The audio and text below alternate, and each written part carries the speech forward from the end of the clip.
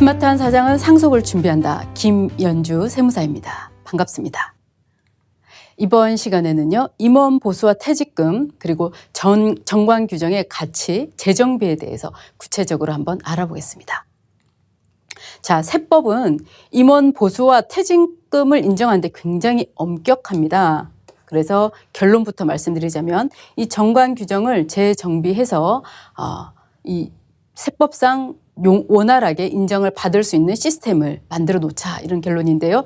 일반 직원에게 지급하는 보수는 회사에 특별한 규정이 없더라도 비용으로 인정을 하고 있습니다. 하지만 임원 보수는 정관, 주주총회, 이사의 결의에 의해서 결정된 이 지급 기준을 초과하는 금액은 송금으로 인정하지 않습니다. 특히 이 지배주주 등에게 정당한 사유 없이 더 많이 지급하는 경우 또한 송금으로 인정하지 않습니다. 그리고 개별적이고 구체적인 어떤 지급 기준이 없거나 성과 평가 방법이 없는 상태에서 주주에게 이 보수를 과다하게 지급하는 것 또한 정당한 사유 없이 과다 지급한 급여로 보고 있습니다. 그러면 임원 보수의 송금 산입 요건은 무엇일까요? 가장 먼저 임원 보수의 송금 산입은요, 이 정관에 지급 근거를 마련해야 됩니다. 주주총회를 통해서 임원 보수 지급 규정을 개별적이고 구체적인 규정을 설정해야 합니다. 또한 이 지급하는 보수가 세법상 한도 내에서 집행되어야 되겠죠. 그리고 이 특정 임원만을 위한 보수 규정은 의미가 없습니다. 정관 규정이 있더라 하더라도 회사의 재무 상태나 영업이익에 비해서 과다한 금액은 아닌지, 그리고 다른 동종회사와 비교해서 현저하게 많은 금액은 아닌지, 법인세를 줄이기 위한 어떤 하나의 수단은 아닌지를 주의해서 보고 있습니다. 그리고 이 비상근 임원에게 지급하는 보수의 실질이 무엇이냐도 중요한데요. 사회이사의 경우는 비상근 임원에 해당됩니다. 급여의 비용 처리 여부는요, 법인의 규모, 업태, 담당했던 어떤 업무에 대해서 실제로 그 근로를 제공하고 있는지도 판단을 하고 있고요.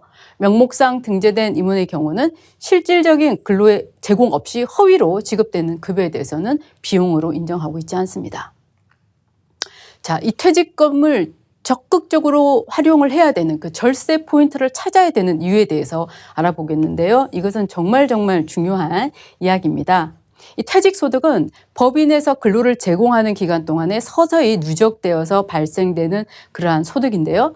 현실적인 퇴직을 통해서 일시에 한 번에 실현되는 그런 성격을 가지고 있습니다. 그렇기 때문에 이 종합세, 소득세 합산해서 누진세율로 과세가 된다면 어떻게 될까요? 퇴직하는 그 특정한 연도에 엄청난 세금을 납부해야 될 것입니다. 그렇기 때문에 이런 결집 효과를 없애기 위해서 별도의 퇴직 소득에 대해서는 분류 과세를 하고 있고요. 그리고 근로소득 공제라든지 환산급여 공제를 통해서 이 결집 효과 완화에 많은 신경을 쓰고 있는 것입니다. 그리고 가장 중요한 것은 이 법인 소득을 개인화하는 경우에 이 퇴직금, 법인 소득을 개인화하는 경우에 퇴직금은 가장 낮은 담세율을 나타내게 됩니다. 그렇기 때문에 이 퇴직금을 잘 활용을 해서 절세를 가져가는 구조를 짜셔야 된다는 것이죠. 그것은 임원 퇴직금의 어떤 정관 규정을 정비를 해서요, 어떤 임원의 퇴직금을 사전에 준비할 필요가 있다는 것입니다. 자, 퇴직금은요, 그냥 퇴직하는 시점에 그냥 찾아가는 노후 자금이 아닙니다. 이 퇴직금은 사전에 내가 얼마를 퇴직금을 받을 것인지에 대한 목표, 예상되는 하나의 어떤 퇴직금을 설정을 해야 되고요. 그냥 내가 놀고 싶어, 이제 더 이상 쉬고 싶어, 이런 것이 아니라 내가 어느 시점쯤에 내가 퇴직을 할 것인지를 퇴직 시기를 설정을 해야 됩니다. 퇴직 예상 시점을 정해서 움직여셔야 된다는 그런 얘기인 거죠. 그래서 그에 맞는 퇴직금이 산정될 수 있도록 세팅을 해 나가는 것입니다. 그래서 평소에 이 급여라든지 상여라든지 퇴직금에 대한 이 규정을 정비를 하면서 내가 목표로 하는, 예상하는 그 퇴직금, 퇴직 시점에 그 금액이 나올 수 있는 구조를 세팅을 해 나가셔야 된다는 것이죠. 왜냐하면 이 퇴직금은 담세율이 낮은 개인 소득 금액이기 때문입니다. 그리고 중요한 것은요, 이 퇴직금을 지급한 다음 연도에 순손익가치, 비상장 법인의 주식 가치, 순손익 가치가 하락하게 됩니다. 이 비상장 주식 가치가 하락을 하면 물론 순자산 가치의 80%를 한도가 걸려 있긴 하지만요. 대표자에게 이때 집중된 주식을 자녀에게 증여하는 것입니다. 그러면 주식 가치가 일단 떨어져 있기 때문에 증여의 과세 표준이 되는 금액이 낮춰지겠죠? 그럼 당연히 증여세가 줄어들 것입니다. 그럼 증여를 받은 이 자녀에게 차등 배당을 통해서 자금 출처를 확보해 주고요. 내지는 가압승계 증여 특례를 고려해 볼 수 있는 것입니다. 그렇기 때문에 이 퇴직금은 그냥 노후 자금으로 가져가는 것이 아니고 목표의 퇴직금을 설정하고 퇴직 예상 시점을 설정한 뒤에 세팅을 하셔야 되고요.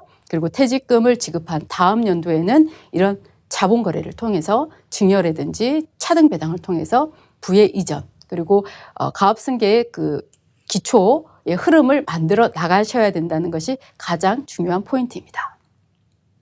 자, 정관에 퇴직급여 규정이 있는지 없는지에 따라서 이 과세 방법이 달라지는데요. 정관 규정이 있다. 퇴직금 규정이 있고 거기에 해당하는 퇴직금을 지급하는 경우에는요. 법인세법상 전에 퇴직금 손비로 인정이 됩니다. 그리고 소득세법상 퇴직금 한도 내에서 그 금액은 전액 퇴직소득으로 인정받고 있습니다. 그리고 정관 규정이 없는 이 퇴직금을 지급할 때는요. 법인세법상 퇴직금 한도 내의 금액만 퇴직금 비용으로 인정을 받고 있고요. 그리고 소득세법상 퇴직금 한도 내 금액만 퇴직금으로 인정하고 있습니다. 자, 결과적으로 이 임원퇴직금의 송금 산입의 요건은 무엇인지 한번 들여다보겠습니다. 세법상 임원퇴직금은 정관에서 위임한 별도의 임원퇴직금 지급 규정이 있으면 그것도 가능합니다. 이런 규정이 있는지를 확인하셔야 되고요. 그리고 임원퇴직금 변경을 위해서는 정관 주주총회 특별 결의가 필요하다는 것, 이것이 반드시 적법하게 이루어져야 된다는 것이 중요합니다. 그리고 구체적인 퇴직금 계산 방법이 명시되어야 되고요. 중요한 것은 이 부당행위 계산에 해당하는 요소가 없어야 된다는 것입니다. 그래서 이 특정한 임원, 지배주주만을 위한 규정이 아니고 일반적인 임원의 다 모든 사람들에게 적용이 되는 그러한 규정이어야 되지 차별적으로 직업 배율을 누군가에게 정해놓은 것은 송금으로 인정받지 못합니다. 모든 임원에게 적용되어야 되고요. 일시적인 그러한 규정이 아니라 계속 반복적으로 일어나야 되고요. 임원의 현실적인 퇴직, 일시금을 지급해야 되고 퇴직금의 실제 지급을 할 때 현실적인 퇴직으로 본다는 것도 중요합니다. 만약 현실적 퇴직이 아니고 돈을 지급한다. 이때는 업무 무관 가지급금으로 보고 있음에 주의하셔야 합니다. 자, 퇴직금 한도입니다. 이때는 임원이 퇴직한 날로 소급해서 1년 동안 총급액의 10%와 근속연수를 곱한 금액이 법인세법상 퇴직금 한도입니다. 그리고 2020년 소득세법상 퇴직금 한도는 2011년 12월 31일까지 그리고 2019년까지의 금액 3배수고요. 그리고 2020년 이후의 배수는 2배수입니다. 이것을 합쳐서 소득세법상 퇴직금 한도 규정하고 있다는 것 확인하셔야 될 것 같습니다. 그러면 임원 퇴직금의 송금 불산입의 어떤 구체적인 사례는 무엇이 있는지 한번 보겠습니다. 그러니까 세법상, 상법상 절차를 준수하여도 이 법적 요건을 결국 충족하여도 실질적인 성격이 무엇인지에 따라서 달라진다는 것입니다. 즉 부당행위 계산 부인 규정을 적용된다면 그것은 교세 부담을 부당하게 감소시키기 위한 거래이기 때문에 이 인정을 하지 않는다는 것이죠. 그래서 특정 임원에게만 차별적으로 20배 이상 등의 아주 높은 배율을 적용한 퇴직금 그리고 퇴직 직전 3개월 전에 제정한 임원 퇴직금 규정을 적용하거나 사회통념상 너무 과다한 퇴직금을 지급하거나 공로가 인정되지 않은 이러한 퇴직금을 인정하고 있지 않습니다. 자, 지금까지 임원 보수와 퇴직금에 대한 성격 그리고 왜 우리가 이런 정관 규정을 적극적으로 활용해야 되는지 그리고 퇴직금에 그냥 가져가는 것이 아니고 목표 퇴직금과 목표 시점을 정해서 퇴직금을 준비를 하셔야 되고 퇴직이 일어난 이후에 그 다음 연도에 이런 그 가업승계를 위한 자산 주식의 증여 그러한 과정도 필요하다는 것을 면밀히 살펴보았습니다. 스마트한 사장은 상속을 준비한다. 김연주 세무사였습니다. 감사합니다.